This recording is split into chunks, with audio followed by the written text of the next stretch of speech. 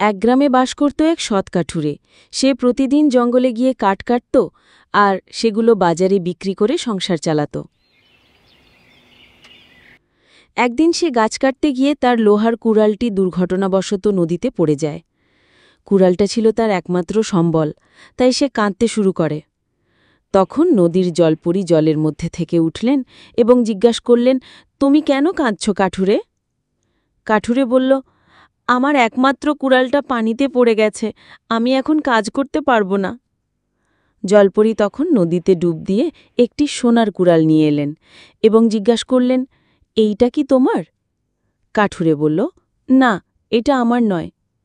জলপরী আবার ডুব দিয়ে একটি রূপার কুড়াল নিয়ে এলেন। কাঠুরে বলল, এটাও আমার নয়।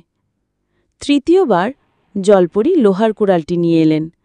কাঠুরে খুশি হয়ে বলল, হ্যাঁ, এটাই আমার কুড়াল। সৎ কাঠুরের সততায় খুশি হয়ে জলপরী তাকে 3টি কুড়ালই উপহার দিলেন, সোনার, রূপার